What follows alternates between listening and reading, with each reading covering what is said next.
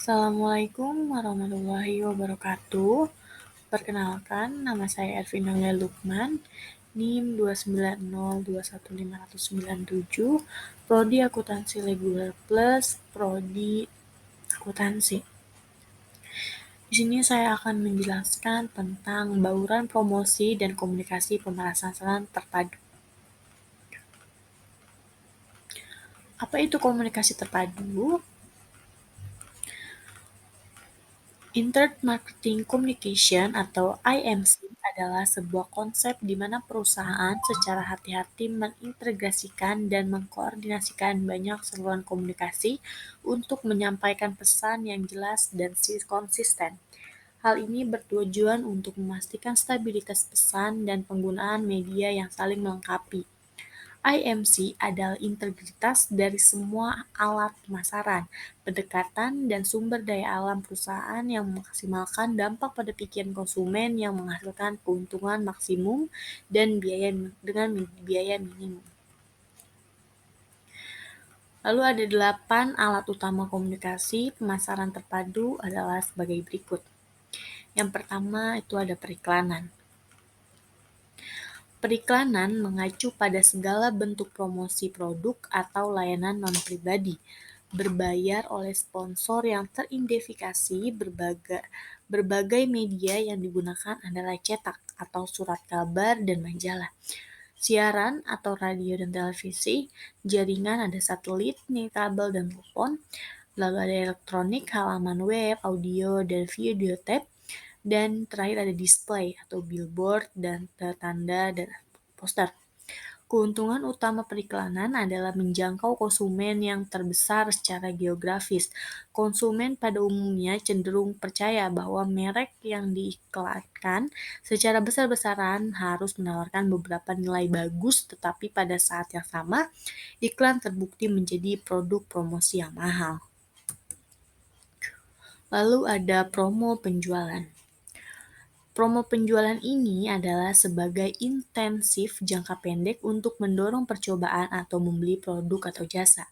Ini mungkin termasuk promosi konsumen atau fokus pada konsumen, seperti distribusikan sampel gratis, kupon penawaran pembelian dalam jumlah yang lebih tinggi, diskon dan premi atau promosi perdagangan fokus pada tarif seperti penampilan tunjangan dan barang dagangan, volume diskon, pembayaran untuk insentif kinerja, dan insentif bagi tenaga penjualan. Promo penjualan membantu menarik perhatian konsumen dan menawarkan undangan untuk melakukan transaksi dengan memberikan berbagai jenis intensif. Lalu ada penjualan pribadi. Penjualan pribadi itu ada interaksi tatap muka dengan satu atau lebih pembeli untuk melakukan presentasi tujuan, menjawab pertanyaan dan menerima pesanan. Ini terbukti menjadi alat yang paling efektif di tahap selanjutnya dari proses pembelian. Keuntungan adalah pesan yang dapat disesuaikan dengan kebutuhan pembeli dan ditunjukkan untuk membangun hubungan jangka panjang dengan pembeli. Selanjutnya ada hubungan masyarakat. Berbagai program diarahkan untuk meningkatkan hubungan antar organisasi dan publik.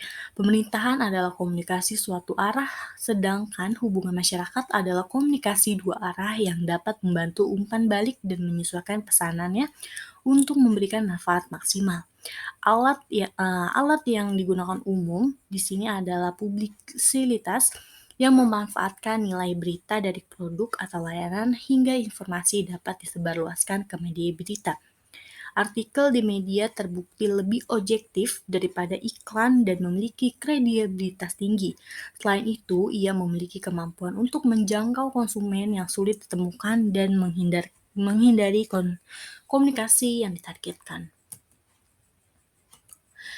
Lalu ada pemasaran langsung. Pemasaran langsung melibatkan penggunaan surat, telepon, fax, email, atau internet untuk berkomunikasi secara langsung dengan atau meminta tanggapan atau dialog dari pelanggan atau calon pelanggan tertentu.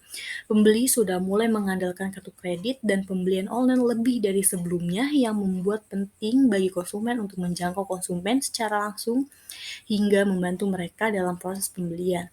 Perusahaan memiliki database detail kontak konsumen yang digunakan untuk mengirim katalog dan materi pemasaran lainnya, sehingga memudahkan konsumen untuk membeli secara online.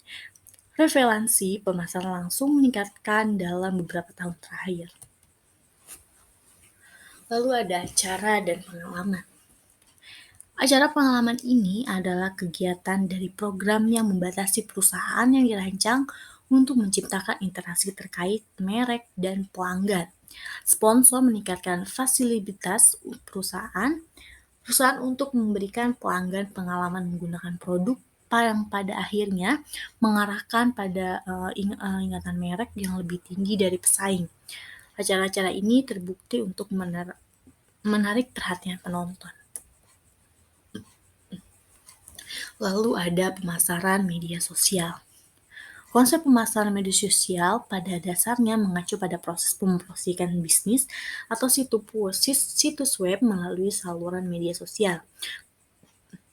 Perusahaan berhasil mendapatkan perhatian besar pada saluran tersebut dan berinteraksi dengan konsumen saat dan ketika mereka menggunakan internet.